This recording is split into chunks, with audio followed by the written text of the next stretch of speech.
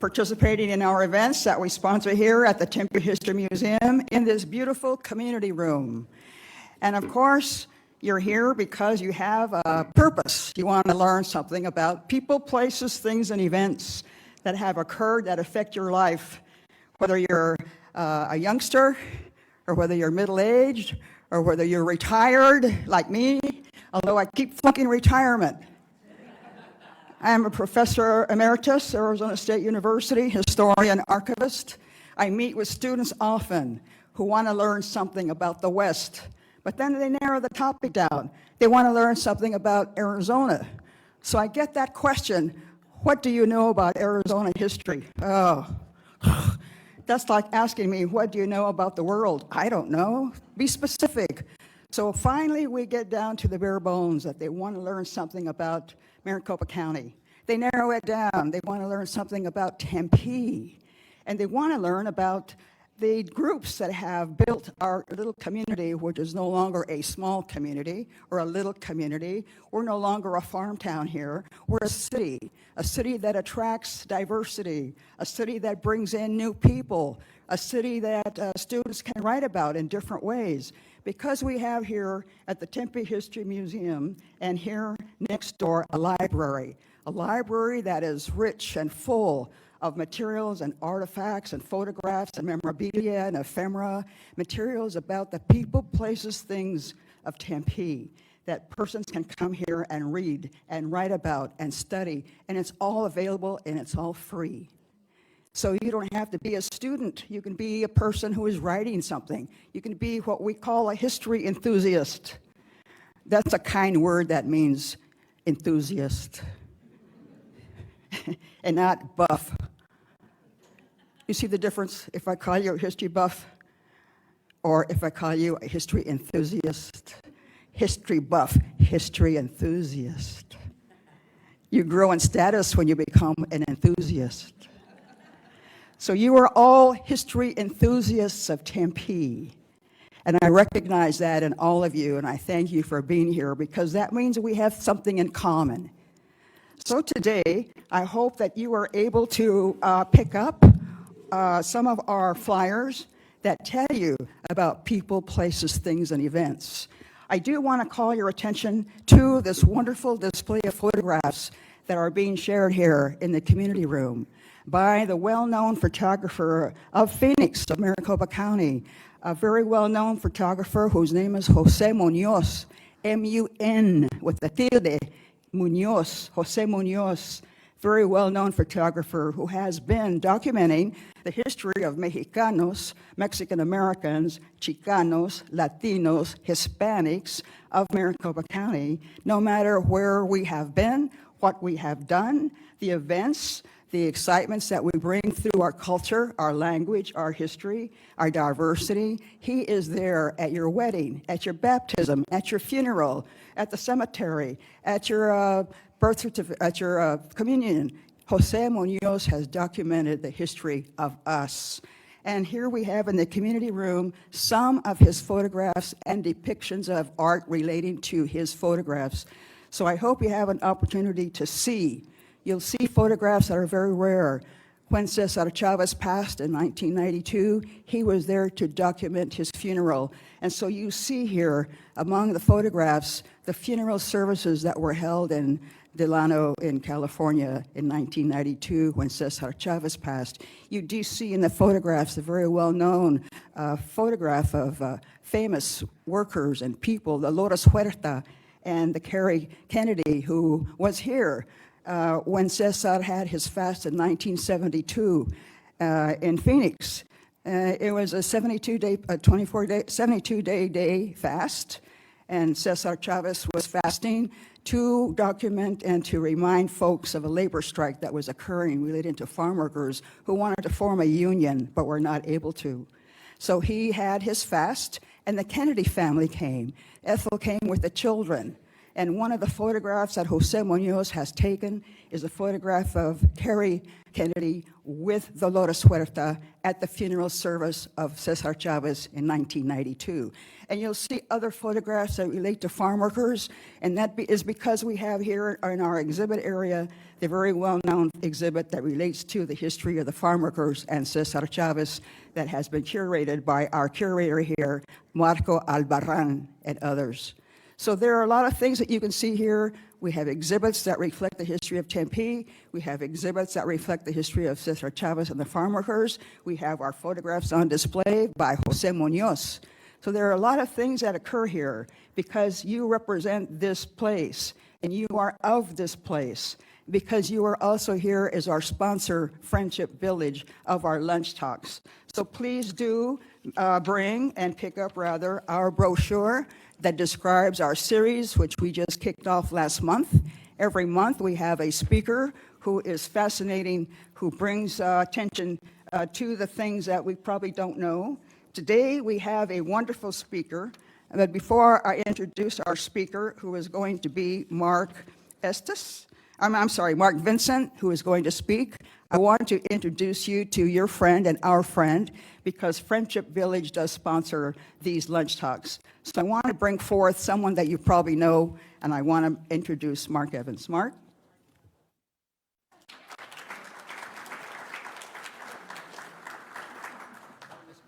It's okay, my last name's Young.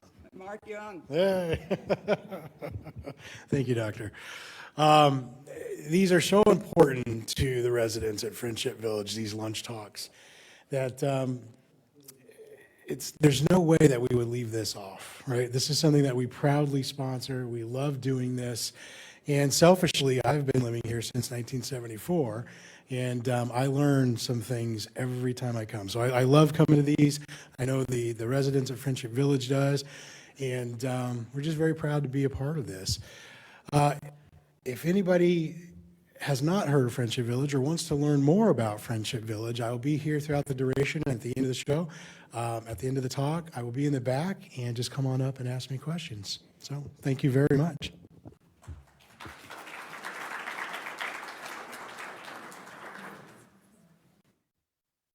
I correct my error, Mark Young. But I do want to introduce, and you do have your brochure here, I want to bring forth a very well-known architect in our community. I learned today that he is from a mining town like me. I'm from the Globe Miami area, and we say Miami, not Miami. But he's from Clifton, Morenci, and we spoke of different kinds of activity that took place in mining towns. Labor strikes occur, of course, flooding that does occur, and also labor strikes that affect the lives and the people.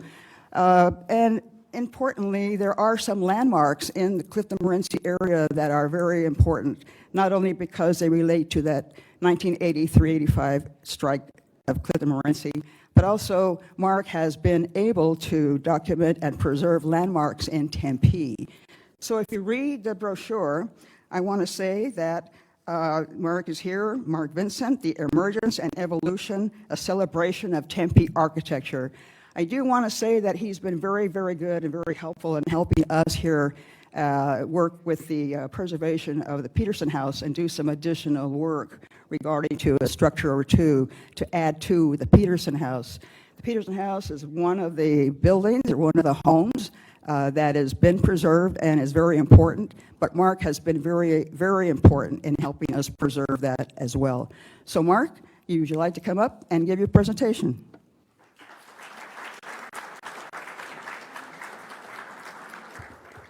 Thank you, Christine. I want to give her some love too. She's amazing. So I appreciate you, Christine.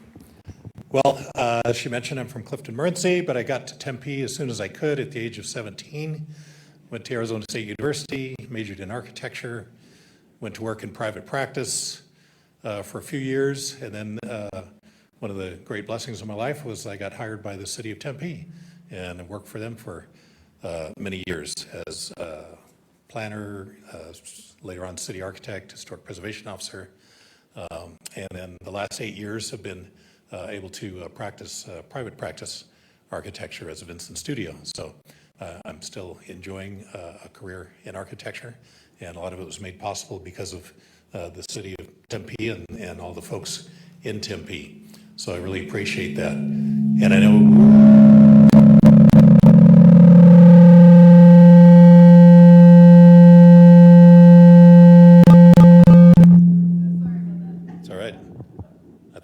mothership was coming in to take me away. So anyway, I know most of your speakers are very scholarly and serious, and today you're going to be stuck with somebody that draws with colored pencils for a living. So we'll just try to make the best of it, and I'll share a little bit of knowledge. And I'm fully expecting that there is more knowledge in this room, certainly, than what I have. I know a little bit about a lot of things, but I'm sure there's going to be at least one person, if not more, in here today that will know more than I do about any particular thing. So it'll be fun afterwards to talk about that and share some information. So what I like to do when I talk about architecture anywhere, but especially in Tempe, is to kind of break it down into certain eras, because things don't always just happen in a linear progression. They happen within sort of little passages of time that I'm calling eras, and these are the eras that I've recognized in Tempe architecture. We have the indigenous period, so that's basically prehistoric up until 1863. The early settlement, which is also the early territorial period, 1864 to 1879. And I should stop and mention that each one of these eras is basically defined by either political or technological happenings or advancements, and that kind of defines the era. It's not, the architecture responds to the era. It doesn't necessarily create the era. But going on, then we have late territorial, and we'll talk more about what those are as we go through the presentation. Early statehood, obviously 1912 to 1929, Depression and War era, the Great Depression and World War II, 1930 through 1945. Mid-century, you hear that phrase a lot these days, mid-century modern, and we'll talk a little bit about what that's all about. And that usually gets defined as 1945 to 1975. I'm a little bit different. I go 1946 because things didn't really start happening until, a year after the war was over. And then they kind of ended in 1973, that particular era did, coincident with the Arab oil embargo and some of the effects that had. But anyway, after that, then we get into the late 20th century and then post-millennial from the year 2000 until the present. So we'll look at some examples from each period, and we'll start off with indigenous. And indigenous means having to do with a particular place or drawn from a particular place, be that materials, people, culture.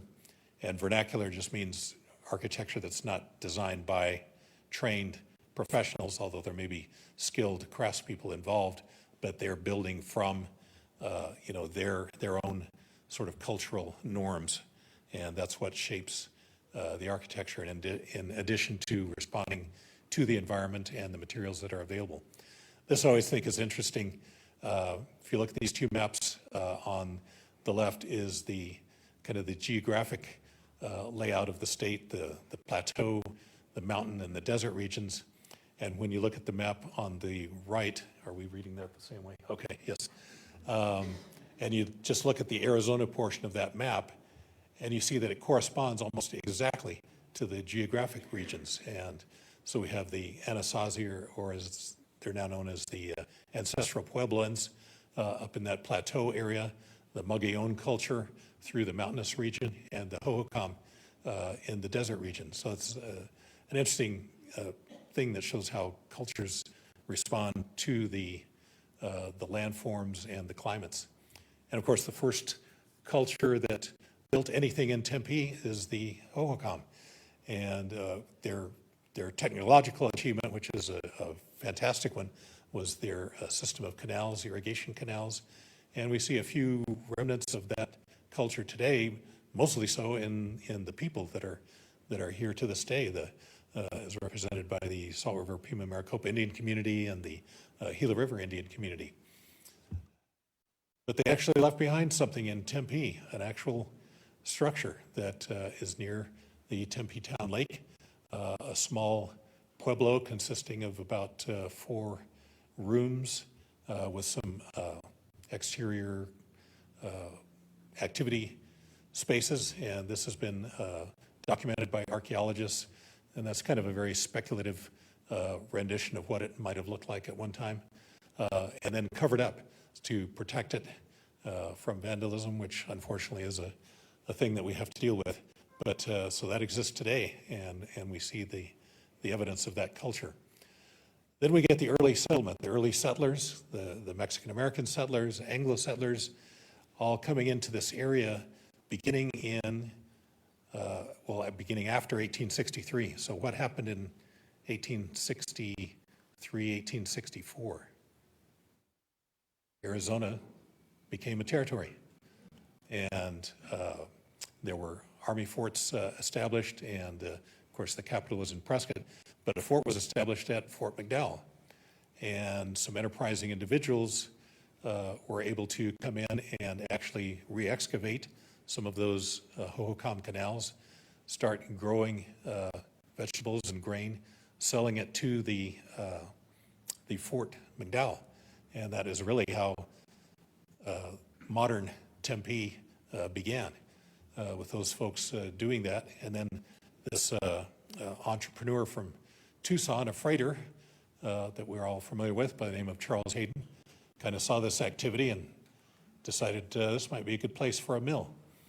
And I think we all know that story. But the one thing that bound all these people together was their use of materials, and we talked about the previous indigenous period. Well, this is really just a continuation of that, because there were no readily available materials other than what was here.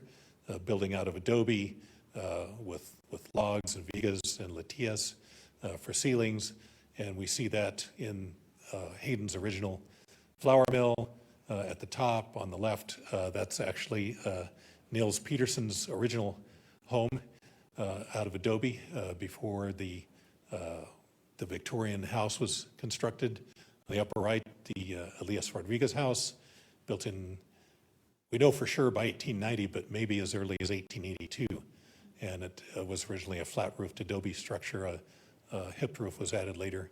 And the adobe lounge, I'm not sure how that got in here, but actually it is fired adobe. It was constructed out of fired adobe, and I don't know if anybody remembers that. I'm thinking it was out on West Broadway. And it was barely there when I first came to Tempe. But with the Mexican-American settlement, those folks settled in different areas of the community. Those neighborhoods evolved, or barrios, as they're also called. And here's an example of one. The photograph is of the Barrio de la Cremeria. So this was along 8th Street, the Bankhead Highway, which was actually the main highway between Tempe and Mesa. So at the bottom of the picture would be Rural Road, and so you're looking east along the Bankhead Highway towards Dorsey at the top of the picture. And at the top left, you see the creamery, the Borden Creamery, and then the barrio strung out along the south side of the road, and then south of that is a canal, an irrigation canal. So that's one of the early settlements of Tempe. Charles Hayden, when he built his home, he hired his Mexican-American workers to build the house, and they built the kind of house they knew how to build, which was from the Sonoran vernacular tradition, a Sonoran row house, and using adobe and vigas and latillas. And we see some early photographs of that with surrounding a courtyard with the fountain in the center. And of course, I'm sure many of us here remember the Montes era of the structure, and can fondly remember consuming vast quantities of Roman bread and other goodies there. So that was certainly an important era in the history of the building.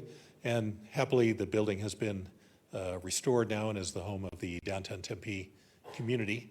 One of the things to talk about in doing restoration work is you're going to restore a building, but this building has existed since 1873, and it's been through a lot of changes. What do you restore it to?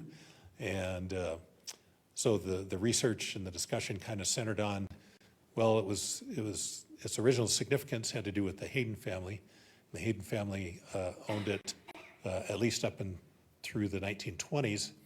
And in 1924, actually, they hired a professional architect and builder, Robert Evans, and we'll hear about him some more later, to quote unquote restore the house to the way it used to be, because at that time a second story had been added and other changes had been made.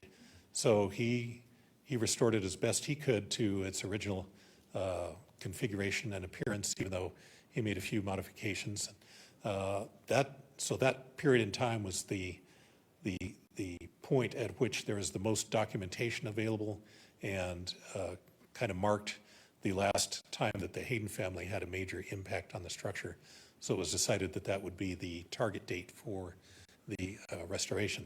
So happily that all transpired. Then we get to late territorial, and by late territorial, how is that different than early territorial? Well, does anybody know what happened in Tempe in 1888? I heard railroad. That was it. So that was the major technological achievement that ushered in a new era of Tempe culture and architecture. Oh, let me back up a minute. So we for the first time, we start to see the development of actual preconceived styles, stylistic notions in architecture. We had Victorian and Romanesque, Gothic and Mission Revival, Western Colonial Revival, and others. But we'll see some of those as we go along here. Here's the famous Dyer bird's eye view of Tempe in 1888, and with little inset views of some of the prominent structures of the day. Well, only one of those structures still exists. So if you look at the bottom left hand, not the very corner, but the next one in, we will see and look at the upper left-hand corner again, the what we know today as the Hackett House, which was originally built as a speculative building by the Tempe Land and Improvement Company in 1888, and immediately sold to William Hilge, a German immigrant and baker, and he operated the Hilge Bakery. And unfortunately, Mr. Hilge ran into some difficulties and ended up taking his own life, from what I understand.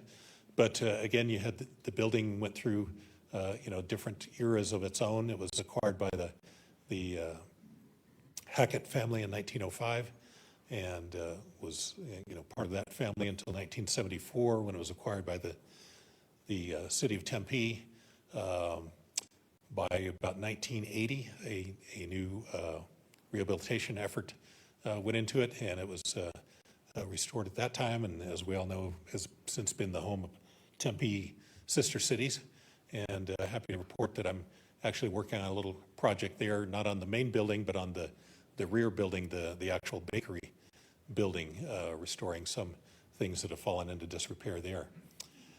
Well, the first building that we know anything of an actual architect being involved, the earliest date, excuse me, is the Peterson House, 1892, and the architect was James Creighton. And he designed many structures, not only in Tempe, but throughout the state, including Old Main at the University of Arizona, and another building of his in Tempe that we'll see in a minute. But he brought in the Queen Anne Victorian style, and Mr. Peterson, you saw his previous house of adobe, but he had gone back east and brought back a wife with him. And I don't know if this was meant to lure her here, or she put her foot down and said, I'm not living in that pile of adobe. You've got to build a real house. But either way, that's what he did. And we see some of the adaptations. I mean, this is, yes, it's a predetermined style, but look at some of the things like the high ceilings and the double hung windows. So of course, no air conditioning, but you could open a window at the bottom where there's a little bit cooler, and at the top where it's warmer, and get this natural air circulation going through. We see some of the balconies and of course the veranda that wraps around, and later on additions with a sleeping porch and other adaptations to this climate. So even though it's a style that was popular nationwide, there are adaptations to the local climate. Other buildings from that era we see, again, designed by James Creighton, the Andre building that you see at the top, actually under construction at that time. We see the 1903 Old St. Mary's Church, designed supposedly by the priest at that time, Father Severinus Westhoff, I believe, who was German, and he wanted a church that looked like things that he was familiar with from the Rhine Valley region of Germany. So he sketched out this layout that's kind of Gothic, kind of Romanesque revival. but happy that it's still standing today. In the center, we see the Atwood Hotel, which we now know as the Casa Loma, because it was Spanish colonialized in the 1920s and does not retain its original Victorian appearance. Bottom right, the creamery, the Borden Creamery, as it was originally constructed.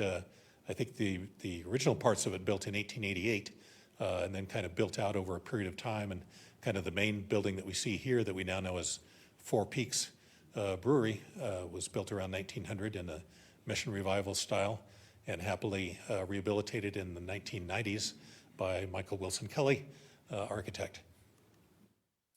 And here I'm going to talk about these buildings, but I'm really going to talk about another little dilemma in the preserving of historic buildings.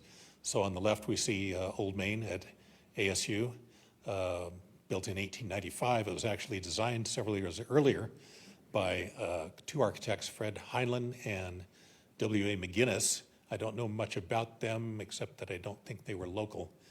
But the building was designed, and then the funding was pulled by the legislature for some reason. There was some controversial thing going on, and so they didn't actually get the funding until a few years later in 1895 to build the building.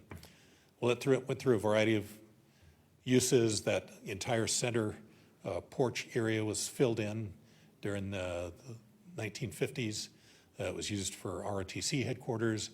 The one thing that kept ASU from ever tearing this building down was the fact that the entire university telephone system was routed into the basement of that building. So that was the switchboard for the entire university. So they couldn't tear the building down.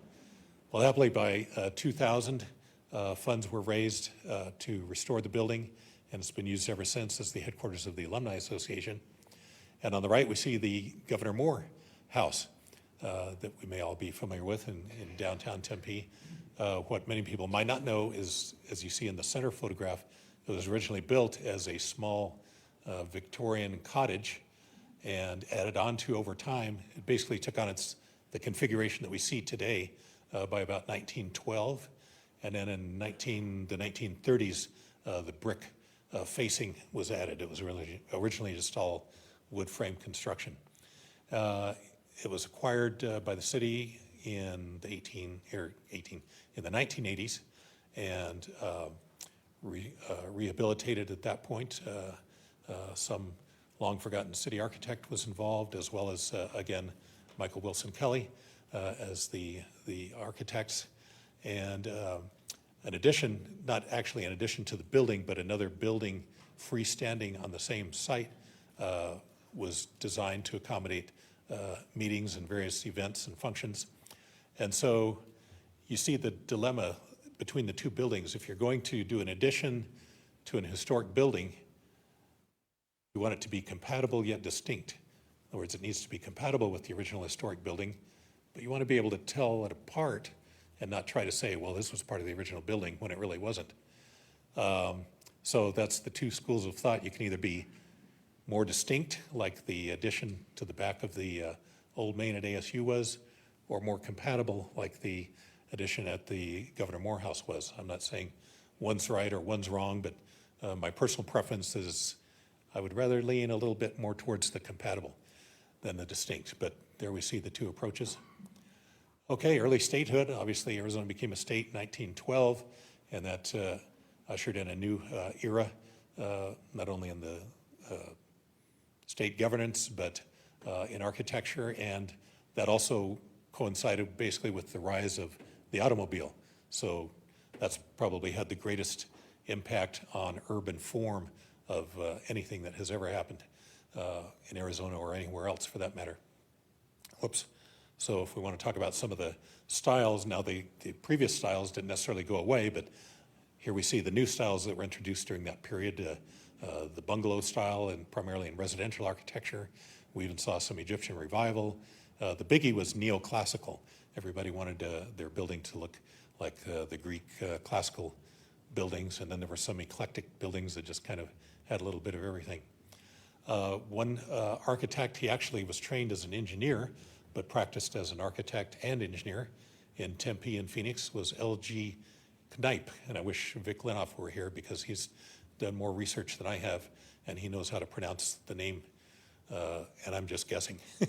So he designed as you see on the left bottom, the 1912 City Hall, the original City Hall for Tempe, and on the upper right, the Tempe National Bank building, which still exists today. The City Hall does not, because the 1970 City Hall exists on that property. But for someone trained as an engineer, he had a wonderful talent as an architect, kind of a master of different styles. On the upper left, we see Matthews Hall at ASU, which has a little bit of neoclassical, but also a little bit of prairie style. And of course, the Tempe City Hall was neoclassical all the way, and the Egyptian Revival Bank. And then the bottom right is, some people may remember this, unfortunately, this is what happened to that building in 1949 when it became part of the First National Bank organization, and it was thought that the building needed to be modernized. So that wonderful cornice was taken down, the Egyptian Revival detailing was either covered over or taken off, and I've seen the actual construction drawings from the 1949 project, and it just breaks my heart. There are actually notes on the drawing that say things like chip and remove arches, remove column here, and that's really too bad. And I wish I had a new slide of this, because it was purchased and rehabilitated by local architect Stu Seifer, happily, in the early 2000s, and still exists today. They weren't able to, capture all the original detail of it, but the basic forms and appearance were returned to its 1912, 1914 appearance. So a happy story there. E.M. White was a local farmer and businessman. Here's where the eclectic comes in. He built his own home on the north side of the river back around 1911, 1912, using local materials, river stone. He's got a little bit of Mission Revival, a little bit of neoclassical, and a little bit of I don't know what, all involved in the design of his house. And then he did the same thing with his dairy barn, which was not built next to the house. It was built down on what we know today as Apache Boulevard, basically Apache just east of McClintock. And it's gone through a number of iterations. We may remember it as Murphy's Irish Pub. Today it's the Tempe Tavern. And happily, some of the original features were kept in this sort of canopy. The dining canopy that you see out front was designed so that nothing actually attaches to the original building. So that could all be taken off, and you would still have the original facade of the building still there. So that's another approach in historic preservation.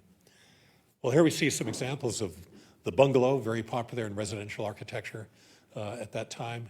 The bottom right example is the best, the purest example, you might say, and that's the Sidney Moore House in the Ash Avenue neighborhood. On the left, the Frankenberg House that's on the campus of the Church of the Epiphany over on Price Road. It's got some other stylistic elements also, but a fairly good representation of bungalow. And now we look up above and we see the Moore House and the Peterson House again. And you're like, wait a minute, didn't you say the Peterson House was Queen Anne Victorian? Well, it is, but in 1930, after the Petersons had passed, and I forget if it was their niece or their nephew inherited the property. Somebody can help me out here. The nephew, okay. And he was a pastor, a local pastor. But anyway, they did some modernization to the house, and they took off the Victorian porch and put on a bungalow-style porch to bring the house up to date. So that's what we see today. And on the left, the Governor Moore House again, when it went through kind of its last major renovation in 1912. Again, what was popular at the time? Bungalow, not Victorian and not Western Colonial Revival anymore. So the porch takes on a bungalow styling. So we see that buildings are not necessarily static. They evolve over time, just as people do. So a couple of buildings at ASU that are neoclassical, the Gamage Hall, Dixie Gamage Hall, and what was originally the Industrial Arts Building. I think it's now Anthropology, I'm not sure. And that was another building that L.G. Kneip was involved with. Well, depression and war, that's pretty self-explanatory of what was happening, what created this era. But a few things got built, and we do see Art Deco, Moderne, Pueblo and Spanish colonial revivals happening during that time period. We see the Moore Activity Center at ASU actually constructed of adobe, because during the Depression, and this was in the early 1930s, so during the Depression, materials were expensive, hard to get, but labor was not expensive. So they actually excavated the basement for this building and used that material to create the adobes to build the rest of the building. And it was designed by the Phoenix firm of Lesher and Mahoney in kind of what you might call a Pueblo Deco style. There's some elements of Pueblo, some elements of Deco, and the young architect that worked for Lesher and Mahoney at the time, that kind of supervised the construction, was a gentleman named Kemper Goodwin that we'll hear a little more about later on. In 1940, we got the originally known as the College Theater, built by Red Harkins, and went through, it was in the Art Deco style, and most of us remember it as it is today, the Valley Art Theater. And how about a show of hands for who saw the Rocky Horror Picture Show there? A few of us. And happily, it went through many changes of ownerships. The Harkins family no longer owned it, but in the late 1990s, Dan Harkins repurchased the building, and through a labor of love, his advisors were telling him, no, you're not going to make any money on this. He said, I don't care, I want to do it anyway, and restored the building basically on the exterior to its 1960 appearance, and then on the interior, I think they were able to go back a little bit farther. So they were able to use also some changes in the building code that allowed them to do some things that were kind of alternative treatments that the code didn't necessarily recognize at the time. And we were able to assist in that. The Historic Preservation Office at the city kind of helped get that through the process within the city of Tempe. So very glad that happened. Then there was this wealthy widow from Chicago who happened to be of Jewish ancestry, and she wanted to come out and spend the winter with her friends in Arizona.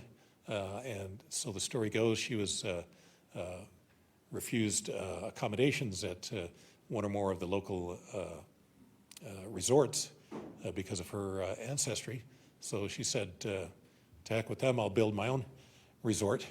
And that was Rose Eisendrath, and she hired, remember this name, Robert Evans, a local architect and builder who was quite familiar with adobe, to design her own little resort on the hill in North Tempe.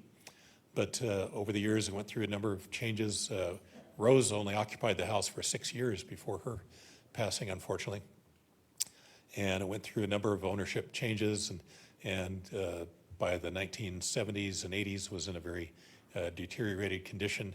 I will say that there was an artist living in it, renting the facility, and a lot of people kind of disparage that person, but in reality, he was the only one that kind of kept this thing from totally falling apart. I mean, he did what he could and managed to at least keep it together somewhat.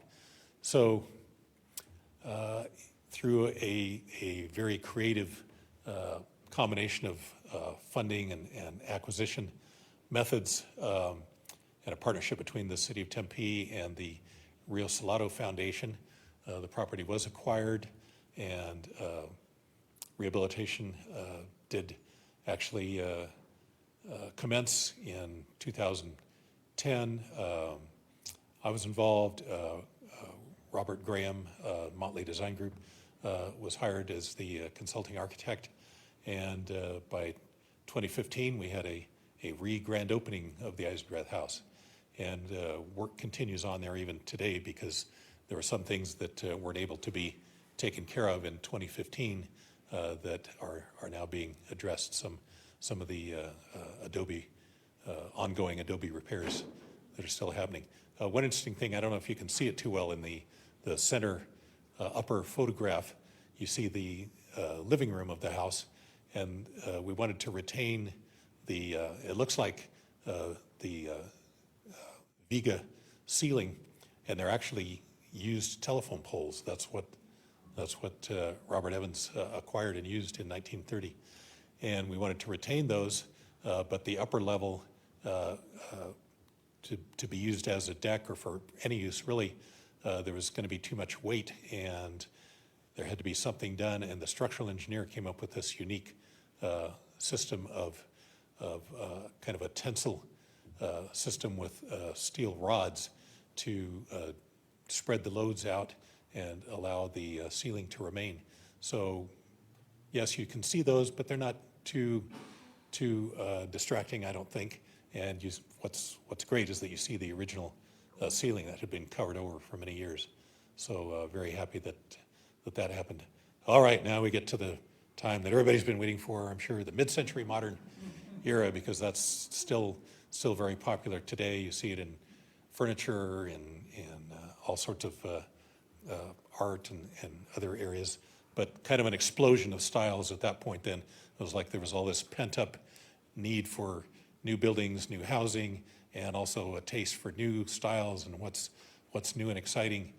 So you get all these new styles like A-frame and brutalist, expressive, international, modernistic, neo-formalist, ranch, Route 66, Southwest shed, right in, and that's only a few of them. But we'll look at a few of those. And the first thing we see is the origins of the ranch house, which became the style of residential architecture during the mid-century period, and it even got applied into motels, and that became a whole thing. For the first time ever, Americans are really able to get out and hit the roads. Roads were being improved. Automobiles were now coming down in price relative to what people's incomes were. People were able to get new cars and hit the road and see new and different things, and the architecture reflected that. A lot of the commercial architecture along the roadways, the business owners wanted to have something that was kind of flamboyant or interesting or appealed to what people at least thought they might be seeing as they were driving through the West. And so we get things like our beloved teepees, which of course no longer exist. Actually, the Wigwam Lodge on Apache Boulevard. The Huddle Restaurant. Is anyone familiar with that at all? Well, apparently and correct me if I'm wrong, if anybody else knows, apparently it was at the corner of Mellon University, and it did not exist really for a long period of time. It was only there for a few years, but we see its style of architecture has come to be known as the Googie style because of the Googie restaurant in Los Angeles. I kind of lump it along with the teepees into a kind of a catch-all style called Route 66. It's like something you might see along Route 66. Then we get the Danforth Chapel at ASU, which is what would be called modernistic. In other words, it's kind of a modern take on more historical forms. So it's kind of like a little Romanesque chapel, but done in kind of a modern way. Then we get the international style. That was the big modern movement that came to the U.S. in the 1930s, but really took on new legs in the mid-century period. We get on the upper left the administration building at ASU, E.L. Varney, architect, 1950. Below that, the farm education building, 1962, again by E.L. Varney.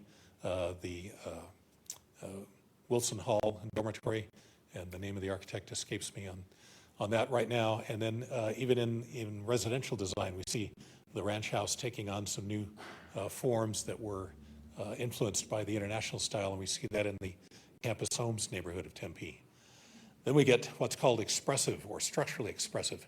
The international style was very clean and very crisp, but maybe also a little bit boring, and not all architects were happy with that. And plus, they were exploring new materials, and so we get these really wonderful structures that are called structurally expressive. So we see the old bathhouses in Tempe Beach Park, which were thin shell concrete in a hyperbolic paraboloid form. We got the Valley National Bank at Apache and Rural in a geodesic dome. Happily, at least the dome was saved and moved across, kind of rolled down the street and across the street, so it's still there. serving on the ASU campus. The TICO 2 apartments, I think now they're called the college apartments or something more generic like that, with a what's called a folded plate roof. And this happens to be the drive-through bank at Tempe Center, with the suspended roof from the beams overhead, steel beams. And that was designed by a firm out of Los Angeles, Victor Gruen and Associates. Well, by 1963, we see something again very international style in the what was originally built as a sanitarium, tuberculosis sanitarium. Later on became a children's hospital, later on acquired by ASU, and may become the future site of the John McCain National Library. That's yet to be determined, but that's something they're looking at. But anyway, that was designed by the local firm of Michael and Kemper Goodwin. Michael is the son, Kemper is the father. Michael actually was still in architecture school at USC at the time this building was done. But there's an interesting story that fortunately I was able to get to know Kemper a little bit before his passing. And he said that when they first got the commission to design the building, they met with the state health department folks, and he came up with this design, but they didn't like it for whatever reason. So he had to go back and come up with a new design. But during that interim period, the whole administration at the state health department had changed. There was a complete turnover, and when he came back with his new design, they didn't like it. And they said, "We want you to redesign it." So he said, "Okay." Went back, waited a few weeks, pulled these drawings out of the drawer, went back and showed the new administration. They, "Oh yeah, that's exactly what we want." So that's what got built, and that's what's there today. Of course, the firm's most iconic building, and perhaps the most iconic building, perhaps with one exception in the city of Tempe, is their Tempe City Hall in 1970 in the inverted pyramid form, which was designed to not only be dramatic and structurally expressive, but also so that the building could shade itself and respond to the climate. So it's not just a glass box with flat sides, and it's also rotated 45 degrees to north-south to help, again, break up that sun. Michael designed a very unique home for himself over in the Shalimar neighborhood. Now happens to be the home of the Ching family. Andrew, former Tempe city manager, still lives there, but is now the city manager in Paradise Valley. Another local architect, T.S. Montgomery, designed his whole thing was that buildings should appear very substantial, like this building isn't going anywhere. But yet he still had a very creative flair and employed the structurally expressive theme to many of his buildings. We see a home in Shalimar on the upper left,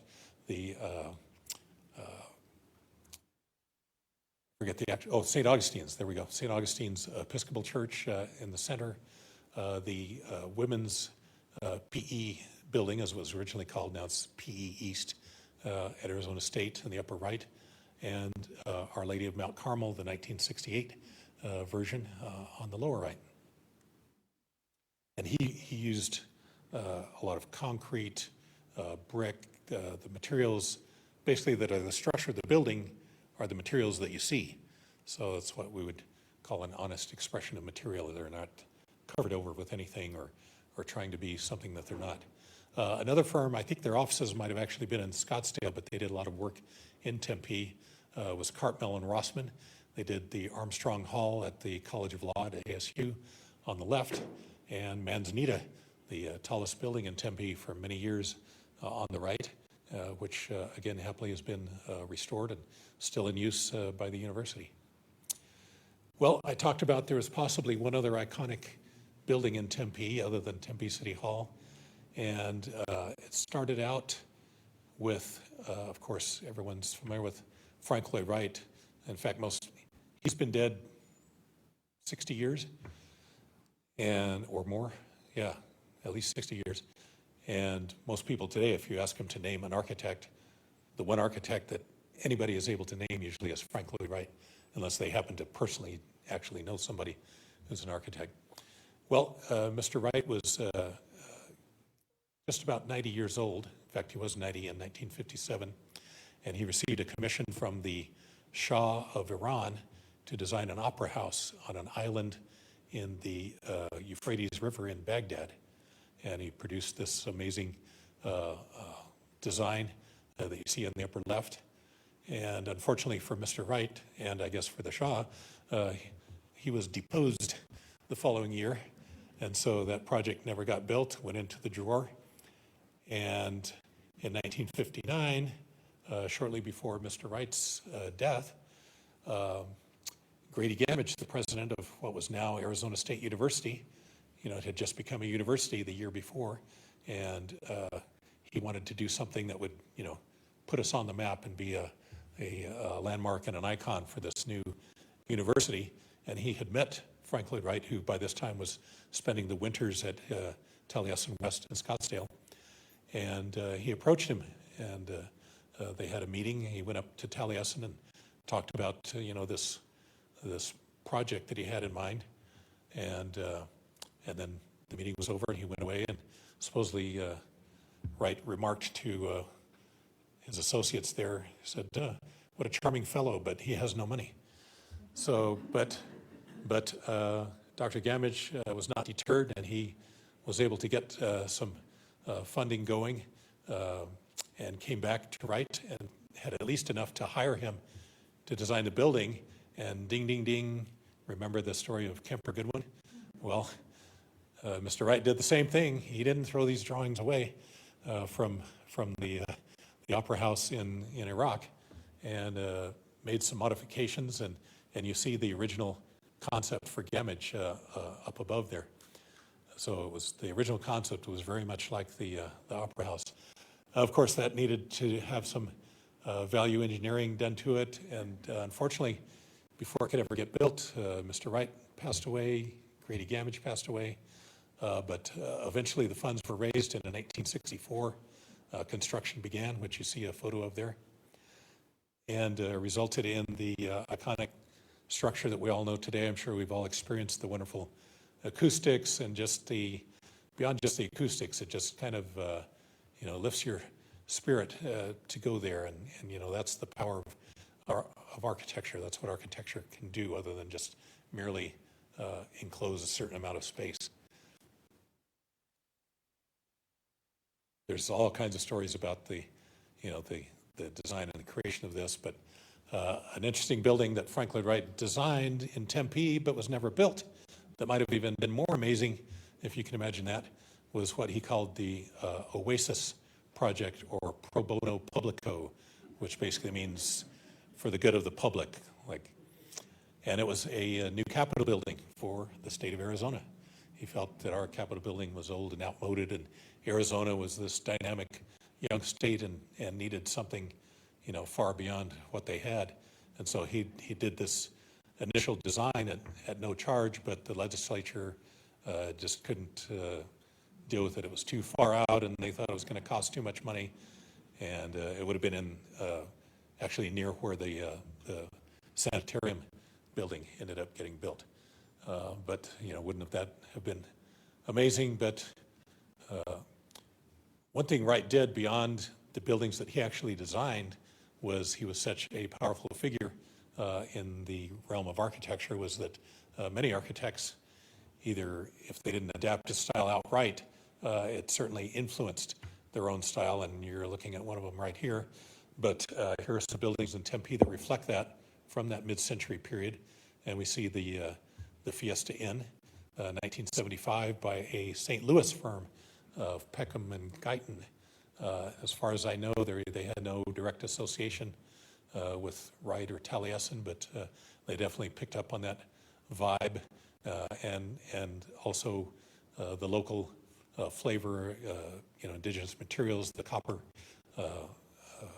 overhangs and other elements. They had concrete block custom made for the project by the Superlight Block Company here in Tempe, just as Frank Lloyd Wright did for the Arizona Biltmore in Phoenix. Then we see a building on the upper right that was not originally built in Tempe, but it ended up in Tempe, and that's a story unto itself, but the John and Sandra Day O'Connor house, constructed of adobe, but designed in a very Wrightian style by a local Scottsdale architect by the name of D.K. Taylor, who didn't do a whole lot here and is kind of a mysterious figure. No one knows too much about him, except that in 1958, when the O'Connors hired him, they thought that he had been an apprentice at Taliesin. And so what they really wanted was a house designed by Frank Lloyd Wright, but they were afraid that he would be maybe too hard to work with or too expensive or whatever. So they hired D.K. Taylor because they thought he was a former Wright apprentice. Well, it turns out he wasn't, but he certainly was able to pick up on the style and gave them what they wanted. Through a long story, the building was taken apart, moved to a site in Tempe up near the Arizona Historical Society Museum, and today is the Sandra Day O'Connor Center for Public Discourse. On the lower right, building by the Phoenix firm of Davini and Associates, you can see very definitely picking up on the Wrightian feel, and Nick Davini had been an apprentice for the final year of Wright's life, from 58 to 59 at Taliesin, so he had that direct connection, and the reason I know this is because he was my mentor for my early years in the profession. So I like to at least think I'm only one degree removed from Frank Lloyd Wright. Not that that makes me anything special, but that's where I get a lot of my influence.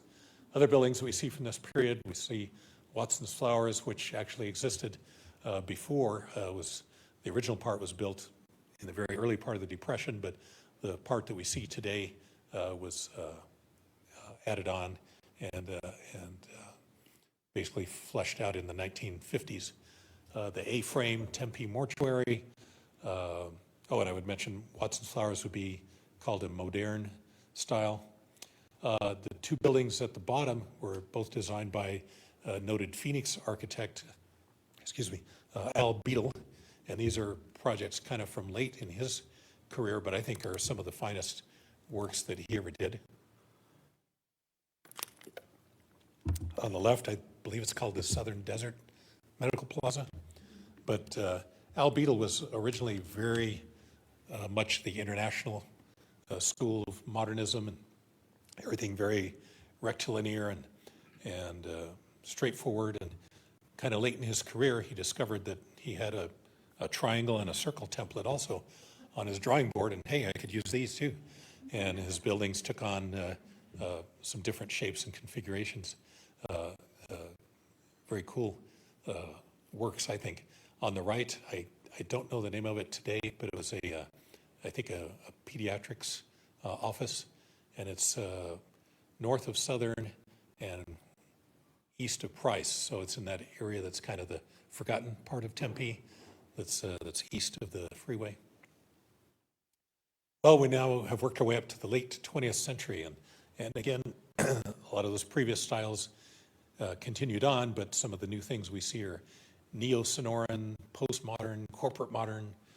I'll talk more about those as we go along, but these would all pretty much be examples of, you could call them postmodern, maybe even neo-territorial if you wanted to get fancy with it. But basically the idea is that architects by this time were getting kind of tired of modernism and feeling like it was a little too restrictive, and buildings should be a little funkier and have a little more fun and maybe adapt some elements from the past, but in a modern sort of way. So we see that happening at the Brickyard in the upper left. It used to be called the Gordon Biersch building. Gordon Biersch is no longer there. On the upper right, by the firm of Robertson Jones out of Phoenix. Yours truly did an initial conceptual drawing for it. On the bottom right, the 525 building, which in some ways is unfortunate because it replaced a very cool 1963 Western Savings building. I don't know if anybody remembers that. It was in the neo-formalist style and kind of built up on a podium. But it had, I guess, outlived its usefulness in some ways, and the city acquired it. Actually, interestingly, the city acquired it because it had a drive-through window. And they thought, okay, we can redevelop this building and that'll be our drive-through window for utility payments. But then all kinds of other factors came into play, and that didn't happen, and so the building was demolished and the new structure built. But at least it reflected a new philosophy that, okay, it's going to have city offices in it, but let's push the city offices away from the street and develop a street frontage that is commercial, that opens out onto the street, that contributes to, the vibrant Mill Avenue feel, and gives, something for people to interact with and not just blank windows. So I'm very glad that that approach was taken. On the bottom left, you say, wait a minute, well, that's the Laird and Dines building, and we see it in its recreated Victorian form from 1893. But as many of us know, it got Spanish colonialized in the 1920s, and then in the 1960s, the entire Mill Avenue facade basically kind of got sawed off when the Mill Avenue was designated as part of the state highway system, and certain, rights of ways had to be adhered to and so forth.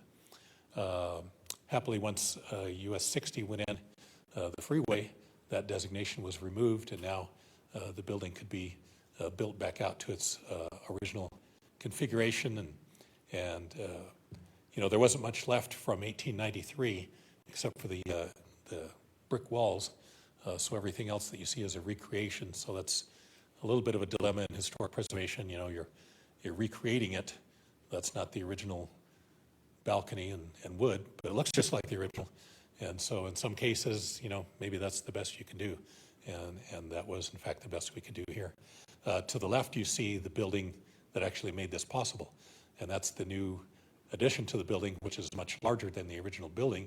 And because of the rents and so forth that the new building would generate, that was able to pay for the restoration or the recreation of the historic building. So what's that expression about? One hand does something with the other. So, there's different ways to do it, but you have to be creative sometimes in historic preservation.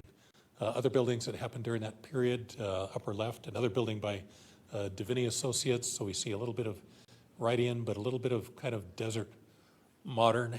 And this building was not designed by Nick Divini, the Frank Lloyd Wright apprentice, but designed by his apprentice, who happened to go to work for the City of Tempe the next year after designing this building. So it was originally Wells Fargo. I don't know if it's still United Bank or what it is today.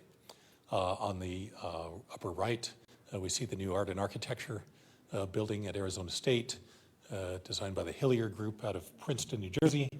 Kind of postmodern. It's hard to really say what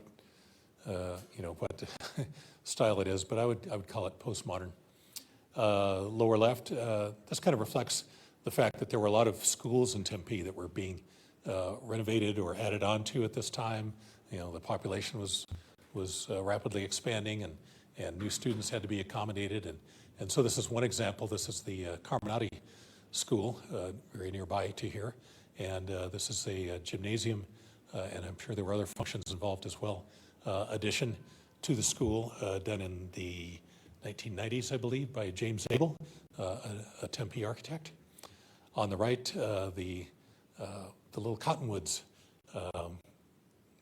townhouse community, Price in Guadalupe. I think it's pretty cool, pretty funky. I guess you would call it postmodern because it's a modern building, but yet it brings in the elements from previous eras and previous styles. It was designed by an architect by the name of Adolphe de Roy Mark out of Phoenix. Probably the most iconic, I like to kind of zoom in on what was the most iconic building from each era. So I think the most iconic building from this era is the Nelson Fine Arts Center at Arizona State, designed by Anton Predock, a world-renowned architect, actually based out of Albuquerque, New Mexico. But you could almost call this post-Pueblo. It's postmodern, but it's referring back to the Pueblo style of architecture, but in a very modern way, and he relates to different things that appeal to him about the Southwest, one being drive-in movie theaters. You see that wall of the building in the upper right that movies can be projected on, and the brick arches there relating to the nearby Gamage Auditorium, and the idea of entering the building down, going down like you're going down into a cavern with a cool spring that would be a welcome respite in the Southwest. One interesting problem they've had since then is the stucco on the building. The color was an integral color. In other words, the color was mixed right into the stucco. It wasn't just painted over when it was first done. And the color was picked because Anton Predock, the architect, hiked over to Tempe Butte, found a rock that he liked, and brought it back and broke it open, and that was the color inside the rock. And he said, "This is the color I want." And they were able to achieve that. However, nobody ever sees the inside color of the rocks on Tempe Butte, so nobody knows that that was the inspiration because it doesn't really look like Tempe Butte. And then the other problem is that over the years, cracks happen and things happen, and stucco has to be repaired. And I don't know if they lost the original formula for that mixture, but nothing, was ever able to match the original. So I do believe it's been painted over by this point. All right, now we're up to what we could call our current era, the post-millennial or neo-modern era of architecture in Tempe. Started off with a few little one-hit wonders by some long-forgotten city architect. But the only one I'm going to point out is the one that got away, and that's in the lower right-hand corner, and that was a design for a boathouse on Tempe Town Lake. And it's never been constructed. Maybe will be someday. Maybe it'll look something like that, or maybe it'll look completely different, which is the most likely scenario. But hopefully that will happen one day. And then we start to see, because land in Tempe is scarce and getting more expensive, buildings start getting taller. And of course, with the development of Arizona State University and downtown Tempe and the Tempe Town Lake, those were all prime factors. I keep hitting this thing. In buildings starting to grow up and out. But that initial wave of new high-rise and mid-rise buildings, I think was actually very nice and well thought out. The buildings were well positioned on their sites to allow for the best solar orientation possible. The different elevations of the building responded to their different orientations. The buildings didn't necessarily look the same on every elevation, and especially the buildings along Town Lake kind of responded to that. The water setting and their curvilinear facades and reflectivity worked well there. And even on what was originally the America West building on the upper right, you see that, again, that each side of the building is not the same because you have to respond to different climatic factors, the different directions that you face. The building on the left, I believe it was originally called Papago Gateway, has an entire system of louvers that can be adjusted depending on the solar orientation of the day. Some other buildings that happened that I think are quite interesting throughout the city. On the upper left, a new building built on the campus of I believe it's a chapel, and there are other offices and other elements as part of it, but on the campus of the Church of the Epiphany. To the right, this is actually Grady Gamage Jr.'s office building at the corner of 5th and College in Tempe. But again, some neat things happening with overhangs and parts of the building that can open up. And the west-facing side of the building has deep recesses and actually trellises for vines to grow up on. The bottom right, the Vale by Will Bruder, architect, very creative combination of townhouses and colors and some dramatic forms. On the left, I'm not sure what it's called now. It was originally Tempe Decorator Center corporate, or TDC, corporate headquarters by the Architects Design Group, who brought in a design consultant to help develop the design, who is now standing before you, and again brought in some of that Wrightian feel. And then you might say, well, wait a minute, aren't there even more high-rises now that have happened over the last 8 years that are even, bigger and bigger and more noticeable than the ones that I've already shown? And I would say, yes, there are, but I've also learned that if you don't have something nice to say, you shouldn't say it.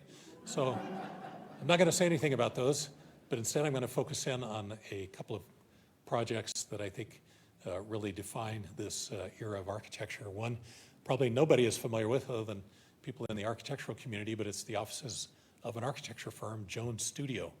And they bought this piece of land about 8 years ago and designed and built their own offices. Very creative use of space and materials.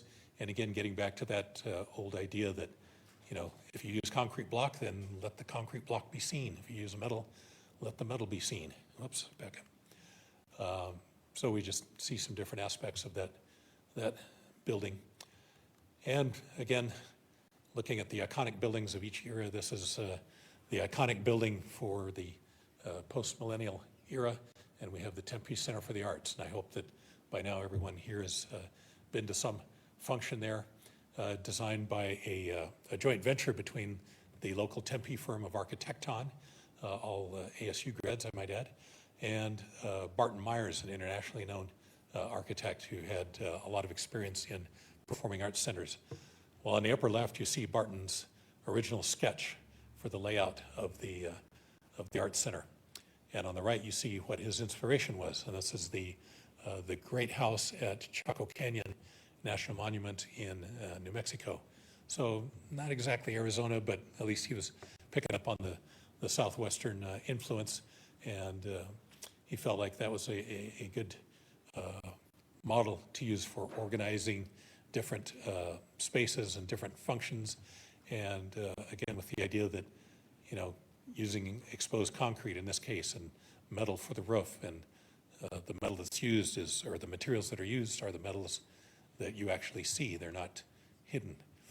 And the interior organizational scheme was that, there would be this like a grand boulevard almost that organizes all the spaces, and all the spaces open out into that space. And Barton's feeling was that people go to the theater to be seen as much as they go to the theater to see other things. So he wanted there to be lots of spaces where people could be out there and kind of see and be seen. And of course, the wonderful auditorium spaces that are within the building, and then all of that interior promenade then opens out to the town lake. So a wonderful, iconic statement for Tempe. So in conclusion, before I conclude, let me do a little trivia contest here. I'll give you a hint. This building was built in 1934 and demolished in 1963. Who knows what it was and where it was? No takers? Okay. Well, we looked at that Kemper Goodwin building. Remember the building that was originally the sanitarium? That is the building that replaced this building. This was the original sanitarium on that same site on North Tempe in the Papago Hills. And in fact, they built a new building behind this building so that this building could keep operating until the new building was ready. And then they demolished this building and built the parking lot. So this existed on what's now the parking lot for that building. But the reason I put this up there is, maybe it would be nice and clean if we could conclude with, okay, there is a certain Tempe style of architecture, but there really isn't. I mean, here we've got Moorish revival in 1934, and yet in many ways it does respond to the climate and responds to different things. I think more than anything, if we were going to say what's the common factor of Tempe architecture, it's creativity, it's responding to the culture and the environment, even though it may get fanciful at times over the years, but taking this insightful, creative approach to architecture and expressing it in a wonderful way that enhances people's lives and isn't just something that encloses space. So I think, if anything, that's the common denominator of what's really Tempe, what Tempe architecture is really all about. So with that, I thank you, and I'd be happy to answer any questions.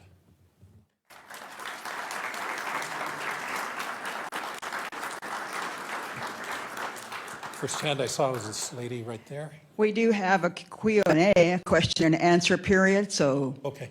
don't leave yet. You need the microphone?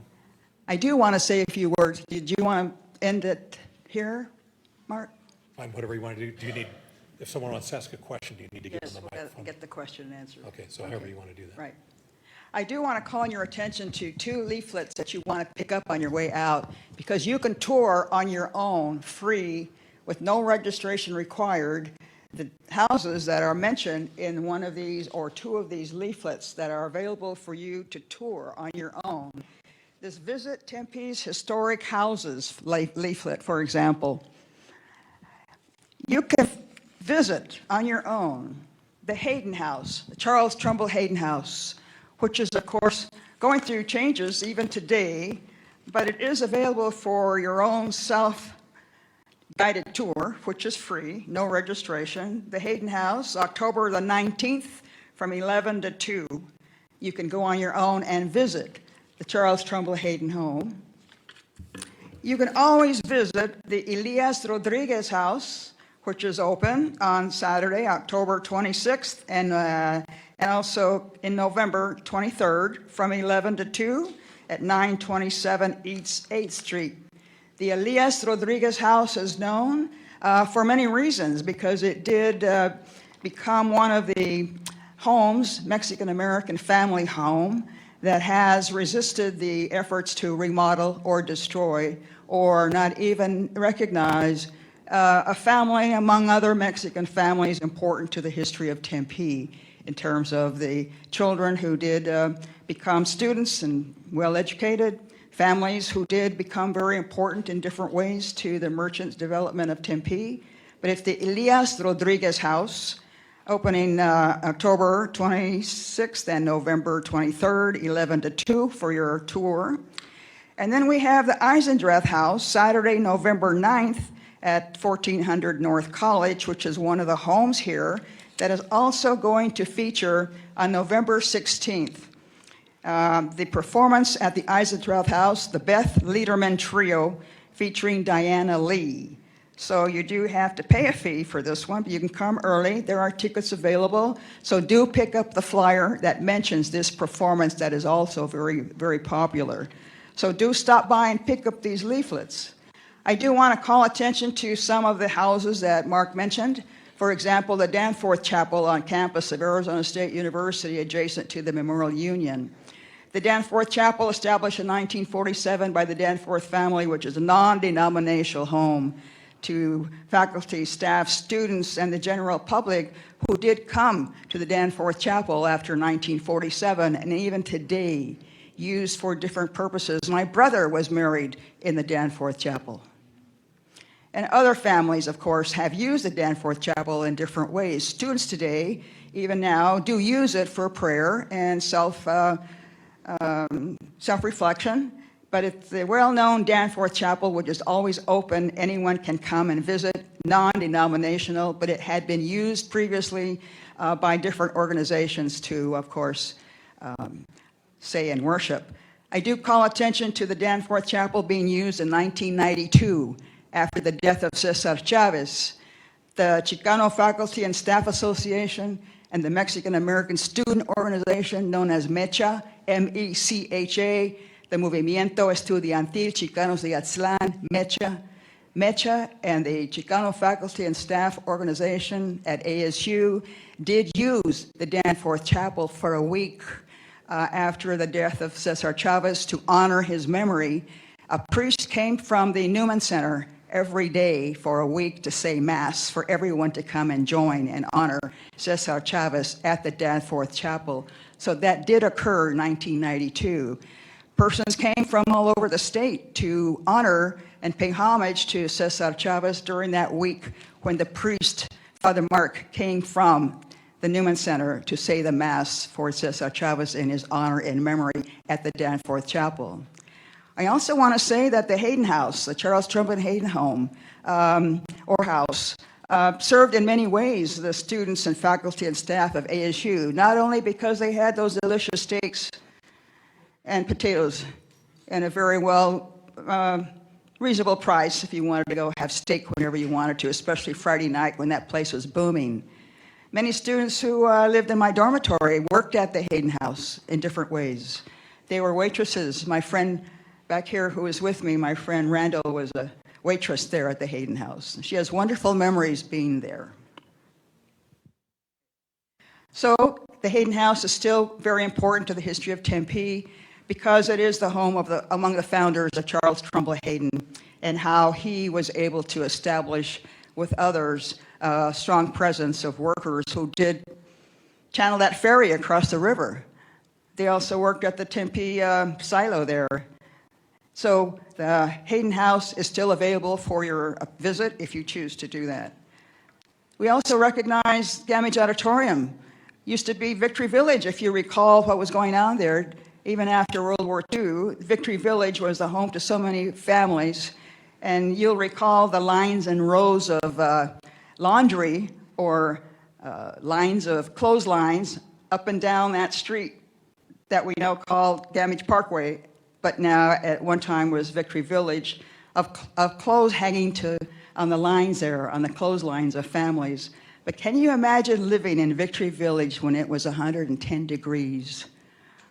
When there was no air conditioning, but of course swamp coolers. Swamp coolers were built into those little Victory houses like you wouldn't believe. They were just there. I don't know how people lived, but they did, didn't they? So we do have homes that are still available for your viewing and your visitations. We do recognize the landmarks that Mark was very, very well and very good at pointing out the homes that are still here in Tempe and the buildings that are still very much a presence to the history of Arizona State University. So it is that you see how homes have changed, how the structures of homes have changed, from adobe to concrete to now the families who did use the rocks and the pebbles and even those boulders to establish their homes and build those walls and their homes as well. And even the church over here on College and University, the Mexican church, which is sometimes known as a 1903 Catholic house or Catholic church, where there was a photograph here of those Mexican families there at the chapel at the Tempe Butte. So that church is still very important and is still there after all these many, many years. Danforth Chapel is still there. Gamage Auditorium is still there. Hayden House is still there. And of course, visit these historic homes that were featured here in this presentation. So now we have a Q&A. So if you have any questions, I'm sure you'd be glad to answer. I can use that. Anyone have a Q&A or a question? No? Oh, here we have here. Yes, sir. Come on back. Can you hear me? Okay, Rob. Yeah. So I'm curious, and obviously you've had a history with the city of Tempe. Wait a minute. You need a mic. As a professional. Mike, wait, because folks in front can't hear you. I need to get him on the live stream, though. So you obviously worked with the city of Tempe in the past, and you have a sense of local government. Is it just luck that a community has forward-looking architecture, creative architecture, has a culture of adaptive reuse that honors our historical history through architecture?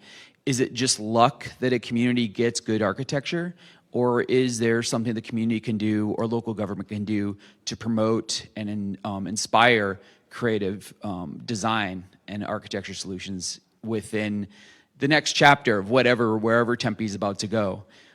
Is that something that the government can nurture, or is it just luck that we have creative people in a creative place at the right time? Well, it's a great question. I'm not going to deny that serendipity does come into play at various times, but perhaps Tempe is somewhat unique in its confluence of, major university with its own architecture school, some visionary community leaders that, stepped up to do the Tempe Town Lake and that promoted the construction of the Tempe City Hall that we see today when there was opposition to it. In fact, that only passed the council by a 4-3 vote in 1967, from what I understand. And there were non-governmental champions. So you need champions. You need champions within the government, yes, but also citizen champions that remind the government that, this is the type of city that we want. This is the type of creative atmosphere that we want to live in. And, this, with no disrespect to other communities, but, this isn't Glendale, this is Tempe.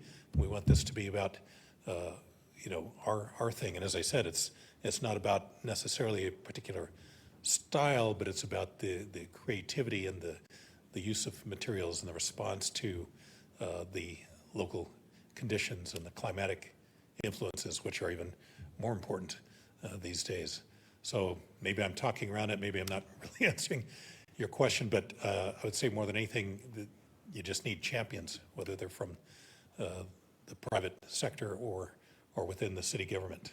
Harry Mitchell, for example, was a great champion for many Mark, years. we have a question over here. Yes, ma'am? Thank you. Mark, you mentioned you were a preservation officer at one point in your career. Could you mention a little bit about what that office does in terms of preservation, and then add to that the current opportunity for folks to vote for the proposition number 2 in preservation here in Tempe? Yes, well, that's another good one. So I was the first historic preservation officer for Tempe and helped write the ordinance that is used today. But that program's been taken, far beyond my original involvement. But it can only do so much. It's empowered by the Tempe Preservation Ordinance, but it takes, again, citizen movement to get things nominated onto the Historic Register of Tempe, and that's when they come under the purview of the Historic Preservation Office, being that it is within the government, so to speak. That Historic Preservation Officer can only do so much. They're only empowered to do so much, and if they go beyond that, it might not be good for them. But having said that, again, if there's support from the top, that's a very key element. And then you mentioned, I didn't know the number of it, so it's Proposition 2? Is that okay? And that's a bond, right? That's on the upcoming.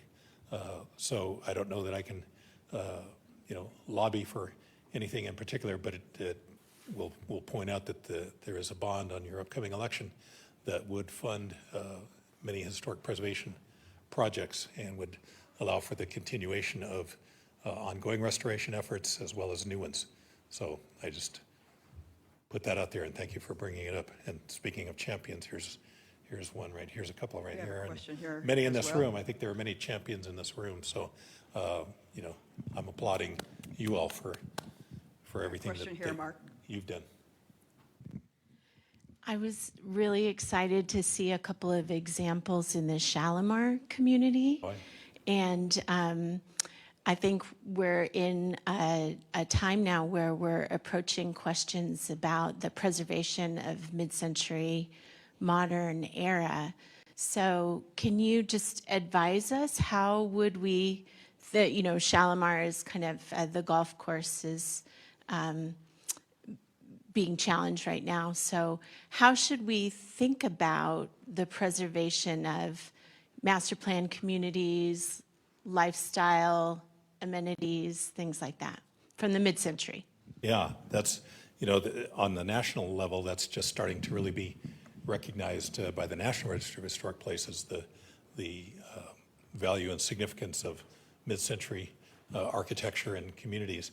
And on the local level, I think it's kind of the same thing. It's just like all of a sudden, wow, things are, basically something has to be 50 years old or more before it's even considered for historic consideration.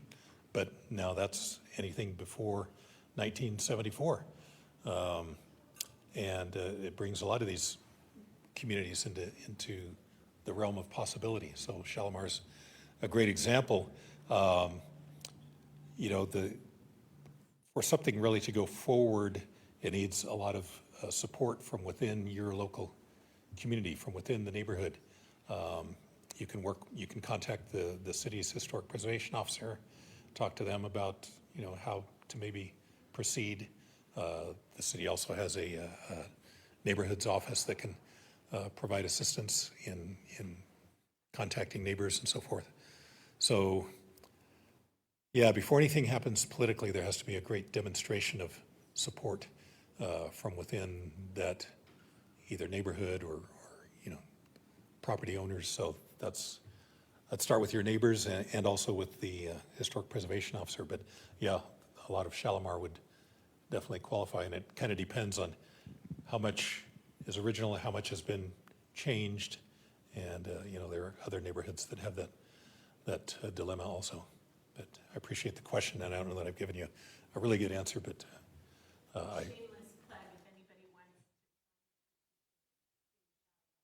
oh, there we go. Any other questions? Well, we thank you very much, ladies and gentlemen, for coming, and we appreciate your interest in Arizona history and Tempe history. And I thank you very much, Mark, for being here and for your presentation. So we look forward to seeing you next time. Thank you.